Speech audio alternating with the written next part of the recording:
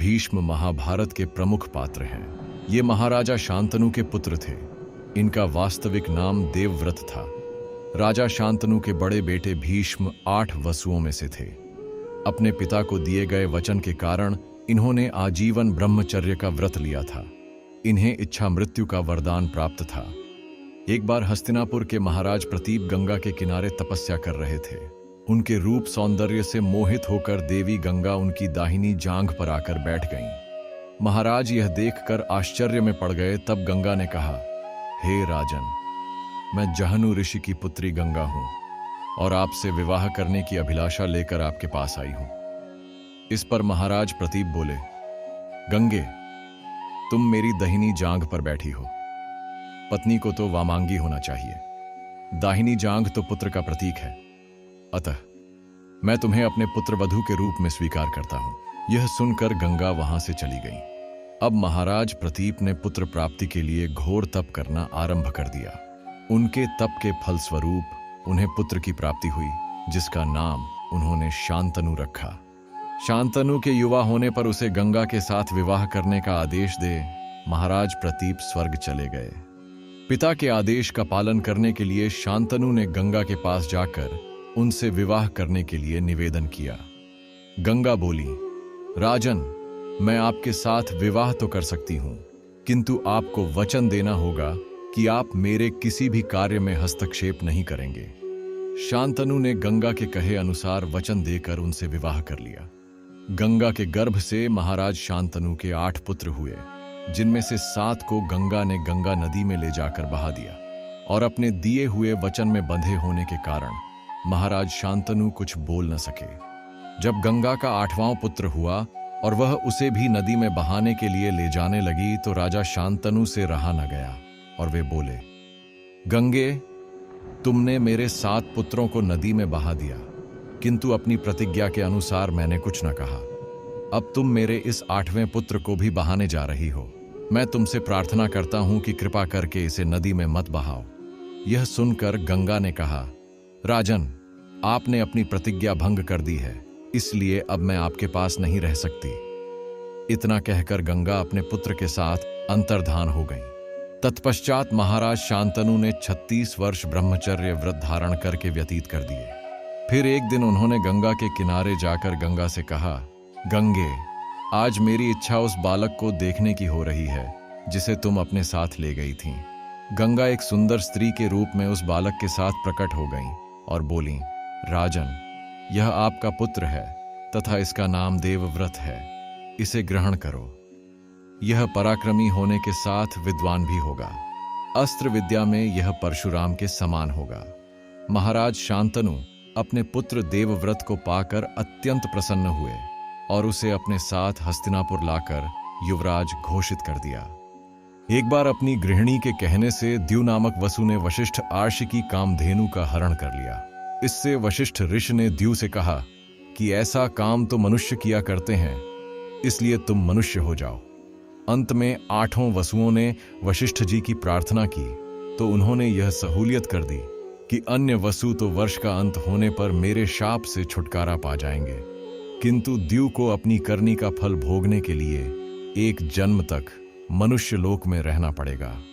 यह सुनकर वसुओं ने गंगा जी के पास जाकर उन्हें वशिष्ठ जी के शाप का ब्यौरा सुनाया और यह प्रार्थना की कि आप मृत्युलोक में अवतार लेकर हमें गर्भ में धारण करें और ज्यों ही हम जन्म लें हमें पानी में डुबो दें।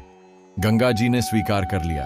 वे युक्ति से शांतनु राजा की पत्नी बन गईं। शांतनु ने जन्म से पहले गंगा के गर्भ से जो 7 पुत्र पैदा हुए थे, उन्हें उत्पन्न होते ही गंगा जी ने पानी में डुबो दिया था। पत्नी के इस व्यवहार को शांतनु राजा अच्छा नहीं समझते थे, किंतु वे कुछ रोक टोक नहीं कर सकते थे। कारण यह था कि गंगा जी ने उनसे ऐसे कामों में बाधा न देने का वचन आरंभ में ही ले लिया था। अंत में 8वीं संतान उत्पन्न होने पर जब गंगा जी ने उसे भी डुबाना चाहा, तब राजा ने उनको ऐसी निष्ठुरता करने से रोका। गंगा जी ने राजा की बात मानकर वसुओं को वशिष्ठ के शाप का सब हाल कह सुनाया। फिर वे राजा को वह तुरंत का उपजा हुआ बालक सौंपकर अंतर्धान हो गईं। यही बालक द्युनामक वसु था जो आगे भीष्म नाम से प्रसिद्ध हुआ। शांतनु ने इसका नाम देवव्रत रखा था। एक दिन महाराज शांतनु यमुना के तट पर घूम रहे थे। कि उन्हें नदी में नाव चलाते हुए एक सुंदर कन्या दृष्टिगत हुई। उसके अंग अंग से सुगंध निकल रही थी। महाराज ने उस कन्या से पूछा, हे देवी, तुम कौन हो? कन्या ने बताया, महाराज, मेरा नाम सत्यवती है और मैं निषाद कन्या हूं। महाराज उसके रूप यौवन पर रींझ कर तत्काल उसके पिता के पास पहुंचे और सत्यवती के साथ अपने विवाह का प्रस्ताव किया। इस पर ढींवर निषाद बोला, राजन, मुझे अपनी कन्या का आपके साथ विवाह करने में कोई आपत्ति नहीं है, परंतु आपको मेरी कन्या के गर्भ से उत्पन्न पुत्र को ही अपने राज्य का उत्तराधिकारी बनाना होगा। निषाद के इन वचनों को सुनकर महाराज शांतनु चुपचाप हस्तिनापुर लौट आए। सत्यवती के वियोग में महाराज शांतनु व्याकुल रहने लगे। उनका शरीर दुर्बल होने लगा। महाराज की इस दशा को देखकर देवव्रत को बड़ी चिंता हुई।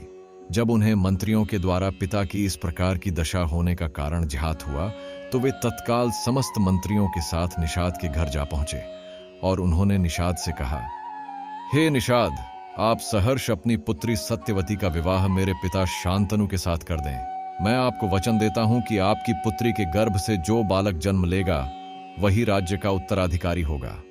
कालांतर में मेरी कोई संतान आपकी पुत्री के संतान का अधिकार छीन न पाए, इस कारण से मैं प्रतिज्ञा करता हूं कि मैं आजन्म अविवाहित रहूंगा।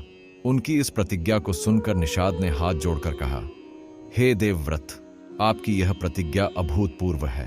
इतना कहकर निषाद ने तत्काल अपनी पुत्री सत्यवती को देवव्रत तथा उनके मंत्रियों के साथ हस्तिनापुर भेज दिया। देवव्रत ने अपनी माता सत्यवती को लाकर अपने पिता शांतनु को सौंप दिया। पिता ने प्रसन्न होकर पुत्र से कहा, वत्स, तूने पितृभक्ति के वशीभूत होकर ऐसी प्रतिज्ञा की है जो न आज तक किसी ने की है और न भविष्य में करेगा। मैं तुझे वरदान देता हूं कि तेरी मृत्यु तेरी इच्छा से ही होगी। तेरी इस प्रकार की प्रतिज्ञा करने के कारण तू भीष्म कहलाएगा और तेरी प्रतिज्ञा भीष्म प्रतिज्ञा के नाम से सदैव प्रख्यात रहेगी। सत्यवती के गर्भ से महाराज शांतनु को चित्रांगद और विचित्रवीर्य नाम के 2 पुत्र हुए। शांतनु की मृत्यु के बाद चित्रांगद राजा बनाए गए, किंतु गंधर्वों के साथ युद्ध में उनकी मृत्यु हो गई। विचित्रवीर्य अब भी बालक थे। उन्हें सिंहासन पर आसीन करके भीष्म जी राज्य का कार्य देखने लगे। विचित्रवीर्य के युवा होने पर उनके विवाह के लिए काशीराज की 3 कन्याओं का बलपूर्वक हरण करके भीष्म जी ने संसार को अपने अस्त्र कौशल का प्रथम परिचय दिया। बड़ी राजकुमारी अंबा शाल्वराज पर अनुरक्त होने से छोड़ दी गई। अन्य दोनों, अंबालिका और अंबिका का विवाह विचित्रवीर्य के साथ कर दिया गया। अभी इसके कोई संतान नहीं हुई थी कि यह चल बसा। गद्दी फिर खाली हो गई। काशी नरेश की बड़ी कन्या अंबा शाल्व से प्रेम करती थी, अतः भीष्म ने उसे वापस भेज दिया, किंतु शाल्व ने उसे स्वीकार नहीं किया। अंबा ने अपनी दुर्दशा का कारण भीष्म को समझकर उनकी शिकायत परशुराम जी से की। परशुराम जी ने भीष्म से कहा कि तुमने अंबा का बलपूर्वक अपहरण किया है, अतः तुम्हें इससे विवाह करना होगा, अन्यथा मुझसे युद्ध के लिए तैयार हो जाओ। परशुराम जी से भीष्म का 21 दिनों तक भयानक युद्ध हुआ। अंत में अर्षियों के कहने पर लोक कल्याण के लिए परशुराम जी को ही युद्ध विराम करना पड़ा। भीष्म अपने प्रण पर अटल रहे। अब सत्यवती ने भीष्म से बार बार अनुरोध किया कि पिता के वंश की रक्षा करने के लिए तुम विवाह करके राजपाट संभालो, परंतु भीष्म टस से मस नहीं हुए। अंत में सत्यवती ने भीष्म की अनुमति लेकर वेदव्यास के द्वारा अंबिका और अंबालिका के गर्भ से यथाक्रम धृतराष्ट्र और पांडु नाम के पुत्रों को उत्पन्न कराया। भीष्म ने दाशराज से आजन्म अविवाहित रहने की प्रतिज्ञा की थी। इस प्रतिज्ञा का पालन केवल विवाह से बचे रहने से ही पूरा नहीं हो सकता था। इसका पालन तो 16 आने ब्रह्मचर्य के नियमों का पालन करने से ही हो सकता था। अतएव भीष्म ने वही किया। उन्होंने स्त्री विषयक सभी प्रकार की इच्छाओं को त्याग दिया। वे योगारूढ़ होकर ब्रह्म का चिंतन और भगवान का भजन किया करते थे। उनके आगे श्री कृष्ण अभी बच्चे ही थे, फिर भी वे उनको ईश्वर का अवतार समझते और उनकी भक्ति किया करते थे।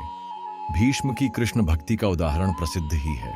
श्री कृष्ण ने निहत्थे रहकर अर्जुन का रथ हाँकने की प्रतिज्ञा की थी, किंतु भीष्म ने उनसे शस्त्र ग्रहण कराने का प्रण कर लिया। अंत में भक्त की लाज रखने को जब श्री कृष्ण चक्र, रथ का पहिया लेकर दौड़ पड़े, तब भीष्म ने हथियार रख दिए और श्री कृष्ण के हाथ से मारे जाने में अपना अहोभाग्य समझा। ऐसा करके उन्होंने श्री कृष्ण के अस्त्र धारण न करने की प्रतिज्ञा की भी रक्षा कर ली। महाभारत के युद्ध में भीष्म को कौरव पक्ष के प्रथम सेनानायक होने का गौरव प्राप्त हुआ। इस युद्ध में भगवान श्री कृष्ण ने शस्त्र न ग्रहण करने की प्रतिज्ञा की थी। एक दिन भीष्म ने भगवान को शस्त्र ग्रहण कराने की प्रतिज्ञा कर ली। इन्होंने अर्जुन को अपनी बाण वर्षा से व्याकुल कर दिया। भक्तवत्सल भगवान ने भक्त के प्राण की रक्षा के लिए अपनी प्रतिज्ञा को भंग कर दिया और रथ का टूटा हुआ पहिया लेकर भीष्म की ओर दौड़ पड़े। भीष्म भगवान की इस भक्तवत्सलता पर मुग्ध हो गए, किंतु इस प्रकार उन्होंने श्री कृष्ण की प्रतिज्ञा खंडित कर दी। कुरुक्षेत्र का युद्ध आरंभ होने पर प्रधान सेनापति की हैसियत से भीष्म ने 10 दिन तक घोर युद्ध किया था। इसमें उन्होंने पांडवों के बहुतेरे सेनापतियों और सैनिकों को मार गिराया था। इतने पर भी दुर्योधन उनसे कहा करता था कि पांडवों के साथ पक्षपात करने के कारण आप जी खोलकर युद्ध नहीं करते। इससे खिन्न होकर उन्होंने दुर्योधन को धिक्कार देते हुए कहा कि अपने भुजबल के भरोसे पर पांडवों को तो एक दिन विजय मिलेगी ही। उनके क्रोधानल में भस्म होने से तुमको एक भी महारथी न बचा सकेगा। यह सच है कि पांडवों पर पितामह की कृपा दृष्टि थी, किंतु इसका यह मतलब नहीं कि वे दुर्योधन के साथ दगा कर रहे थे। प्रतिदिन भीष्म के हाथों बहुत से सेनापतियों और सैनिकों का विनाश होते देख युधिष्ठिर ने अपने भाइयों और श्री कृष्ण से पूछा कि क्या करने से पितामह को युद्ध से अलग किया जाए। युद्ध छिड़ने से प्रथम श्री कृष्ण ने प्रतिज्ञा की थी कि इस समर भूमि में रहकर भी हथियार न छुएंगे, किंतु इस समय यह कठिनाई देखकर उन्होंने कहा कि तो फिर हम ही भीष्म से लोहा लेंगे, प्रतिज्ञा को तोड़ेंगे। युधिष्ठिर ने श्री कृष्ण को ऐसा न करने देकर कहा कि पितामह भले ही दुर्योधन की ओर से युद्ध करते रहें, पर वे हमारे भले की सलाह देने से न चूकेंगे। इसके लिए वे मुझे वचन दे चुके हैं, इसलिए चलो उन्हीं से उपाय पूछें। युद्ध में हम उन्हीं के बताए उपाय से काम लेंगे। अब पांडव लोग श्री कृष्ण को साथ लेकर पितामह के पास पहुंचे और प्रणाम करके बोले कि आपसे अब तक जिस दृढ़ता से युद्ध किया है वैसा ही आप करते रहेंगे तो हम लोग विजयी नहीं हो सकते। अतएव ऐसा उपाय बतलाइए कि आपका वध कैसे हो सकता है। भीष्म ने कहा, मैं जिस समय हाथ में अस्त्र लेकर युद्ध करता हूं उस समय मुझे देवता तक जीत नहीं सकते। मेरे हथियार रख देने पर ही वे मुझ पर विजय पा सकते हैं। जिसके पास शस्त्र कवच और ध्वजा नहीं है, जो गिर पड़ा हो, भाग रहा हो अथवा डर गया हो, उस पर मैं हाथ नहीं उठाता। इसके सिवा स्त्री जाति, स्त्री सदृश, नामधारी, अंगहीन, एकमात्र पुत्र के पिता तथा शरणागत व्यक्ति के साथ भी मैं युद्ध नहीं करता।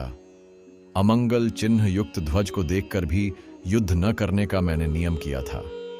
तुम्हारी सेना में एक महारथी शिखंडी है, वह पहले स्त्री था, अब पुरुष बन गया है। उसको आगे करके अर्जुन मेरे ऊपर प्रहार करे। शिखंडी से मैं युद्ध करूंगा नहीं और अर्जुन की चोटें मेरे ऊपर कारगर हो जाएंगी। बस विजय प्राप्ति का यही उपाय है। अगले दिन से श्री कृष्ण ने इसी उपाय का प्रयोग कराया। अर्जुन के ऊपर भीष्म इस डर से प्रहार नहीं करते थे कि कहीं शिखंडी पर वार न हो जाए, और उधर शिखंडी तथा अर्जुन दोनों ही कस कर चोटें कर रहे थे। इन लोगों की मार से भीष्म की देह में ऐसा 2 अंगुल स्थान भी नहीं बचा जहां घाव न हो। बेहतर घायल हो जाने पर भीष्म 10वें दिन डूबने से कुछ पहले पूर्व की ओर मस्तक करके शरशय्यागत हो गए। इस युद्ध में उन्होंने अवश्य ही शिखंडी पर शस्त्र नहीं चलाया, किंतु कौरवों के अन्यान्य महारथियों ने उनकी रक्षा करने के यत्न में कुछ कसर नहीं की थी। भीष्म का पतन होने पर स्वर्ग और मृत्युलोक में हाहाकार होने लगा। भीष्म का पूरा शरीर तो बाणों पर रखा हुआ था, केवल मस्तक कोई सहारा न रहने से नीचे की ओर लटक रहा था। इस समय सूर्य को दक्षिणायन में देखकर भीष्म ने उचित अवसर की प्रतीक्षा में प्राणों को रोक लिया।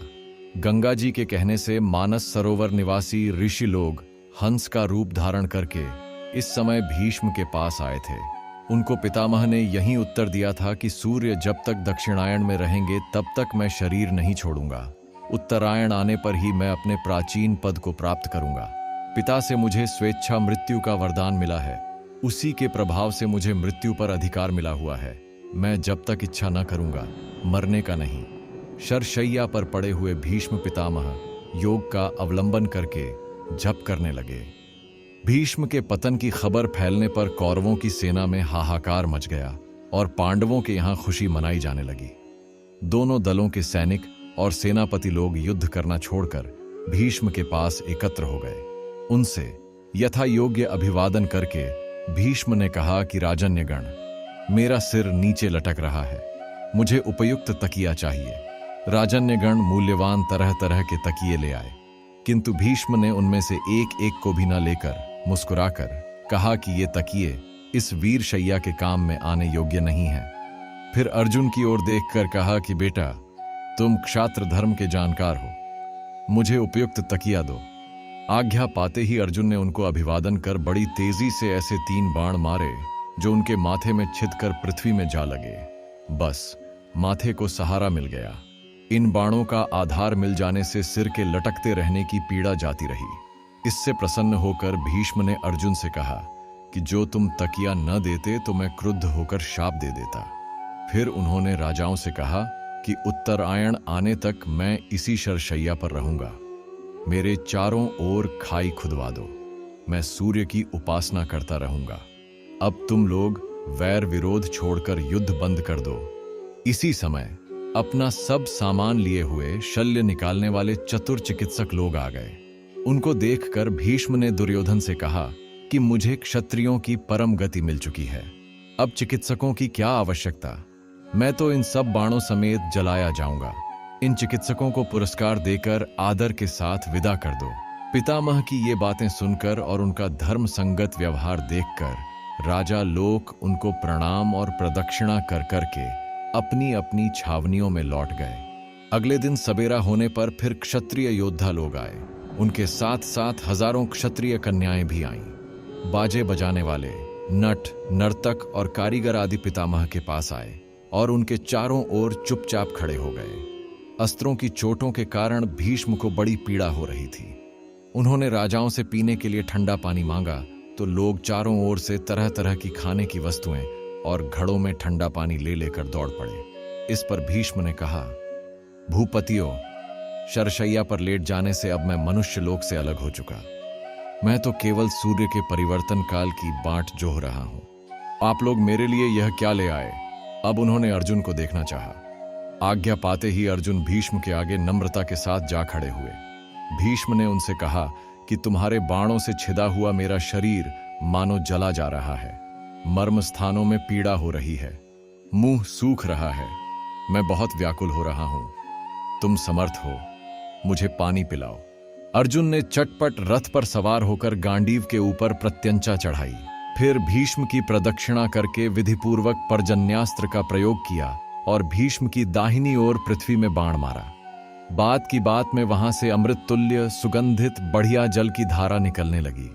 उस पानी को पीकर भीष्म तृप्त हो गए। उन्होंने अर्जुन की बहुत प्रशंसा की और दुर्योधन को बार बार समझाया कि हमारी यह गति देखकर संभल जाओ, युद्ध बंद करके वंश की रक्षा कर लो। अगले दिन पितामह के पास कर्ण गया। उसे भी भीष्म ने युद्ध रोकवा देने की सलाह दी। उसके अस्वीकार करने पर उन्होंने कहा कि यदि तुम वैर विरोध छोड़ना नहीं चाहते तो सदाचार परायण होकर अपने उत्साह और शक्ति के अनुसार दुर्योधन का काम संभालो और धर्म युद्ध करके क्षत्रियों के लोगों को प्राप्त करो। संधि कराने की चेष्टा करने में मैंने कुछ उठा नहीं रखा, किंतु मुझे सफलता नहीं मिली। पितामह से विवाद हो जाने के कारण उनके सेनापतित्व में कर्ण ने यद्यपि एक चींटी को भी नहीं मारा था, फिर भी उन्हें धराशायी देखकर वह विकल हो गया। आश्चर्य नहीं कि उसे झगड़ा कर लेने के लिए पछतावा भी हुआ हो। उसने बार बार पितामह की शूरता की सराहना की। सच है, वीर का आदर वीर के सिवा और कौन कर सकता है। उसने स्वीकार किया कि आपके बिना हम सबकी शोचनीय दशा हो गई है। अब वह अस्त्र शस्त्रों से सज्जित होकर युद्ध करने को तैयार हुआ। कुरुक्षेत्र के संग्राम में विजयी होने के पश्चात युधिष्ठिर को इस बात का बड़ा पश्चाताप हुआ कि उन्हीं के कारण उनके सगे संबंधियों और पुत्रों के प्राण गए। इससे उदास हो उन्होंने जीते हुए राज्य को छोड़ छाड़कर सन्यासी होने का विचार कर लिया। पांडवों समेत श्री कृष्ण ने और देव व्यास प्रभृति हितैषियों ने उन्हें तरह तरह से समझाया। फिर उन्होंने पितामह के पास उपदेश पाने के लिए इन्हें भेजा। भीष्म यद्यपि शरशैया पर पड़े हुए थे, फिर भी उन्होंने श्री कृष्ण के कहने से युधिष्ठिर का शोक दूर करने के लिए राजधर्म, मोक्ष धर्म और आपद धर्म आदि का मूल्यवान उपदेश बड़े विस्तार के साथ दिया। इस उपदेश को सुनने से युधिष्ठिर के मन से ग्लानि दूर हो गई। सूर्य के उत्तरायण होने पर युधिष्ठिर आदि सगे संबंधी, पुरोहित और अन्यान्य लोग भीष्म के पास पहुंचे। उन सबसे पितामह ने कहा कि इस शरशैया पर मुझे 58 दिन हो गए। मेरे भाग्य से माघ महीने का शुक्ल पक्ष आ गया। अब मैं शरीर त्यागना चाहता हूं। इसके पश्चात उन्होंने सब लोगों से प्रेम पूर्वक विदा मांगकर शरीर छोड़ने के लिए योग क्रिया आरंभ कर दी। प्राणवायु को रोककर वे उसे जिस जिस अंग के ऊपर चढ़ाते जाते और घाव भर जाते थे। थोड़ी ही देर में उनके शरीर के सब घाव भर गए और प्राणवायु ब्रह्मरंध्र को फोड़कर निकल गया।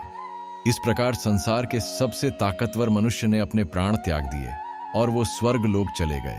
यह थी महाभारत के प्रमुख किरदारों में से एक भीष्म पितामह की कहानी। ऐसी और भी महाभारत से जुड़ी और अन्य धार्मिक वीडियो भी हमारे चैनल पर उपलब्ध है, जिन्हें आप बिल्कुल मुफ्त में देख सकते हैं। इसलिए आप हमारे चैनल को सब्सक्राइब कीजिए और वीडियो को लाइक और शेयर जरूर कीजिए। धन्यवाद। हरे कृष्ण।